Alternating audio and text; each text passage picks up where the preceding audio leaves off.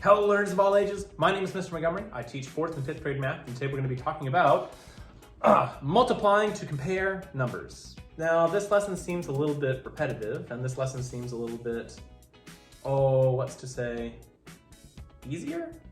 But the main reason that we have this lesson in our book and in our curriculum is to make sure that students understand that different vocabulary means certain things in math and tell us and give us hints on what steps we should take in order to solve our problem. So very commonly, they will use words like is and times in this lesson to show you that is means equal to or is equal to, and times, or phrases like times as many, means to multiply. Now later on in the year, and for my 4th graders, there is a bulletin board that is on the west side of the room that has different types of words used in addition, subtraction, multiplication, and division. Feel free to use that as a resource.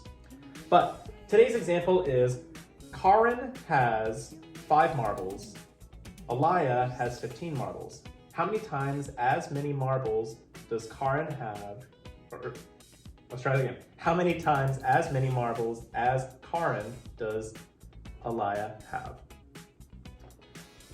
Well, we're going to be starting with the total number of marbles that Aliyah has, 15. And we know that Karin has 5, right? They're asking how many times as many marbles does Karin need to get to the total number? Well, we have a missing spot, or we could have a variable. Well, we can figure this out. Something times 5 is 15. Well, if I have a group of 5, 1, 2, 3, 4, 5, that's one group of 5. And I need to keep counting up groups of 5 until I get to 15. 1, 2, 3, 4, 5. That's 10. That's 2 groups.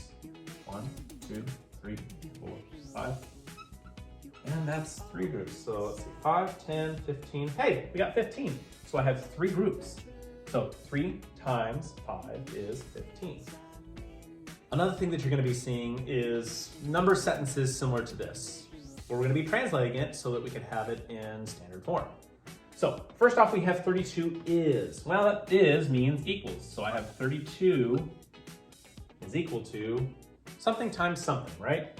So we know that's going to be something times something. Well, 4 times as many, so 4 times as many as 8.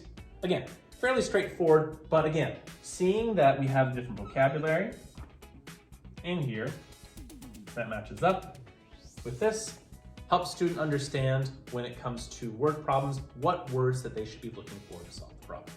All right, 4th graders, taking a look at our practice problems on page 57. We're going to be doing practice problems number 2 and number 6. For number 2, the directions say write the multiplication equation for the comparison. Very similar to what we saw examples of earlier. Number 6 is a little bit different.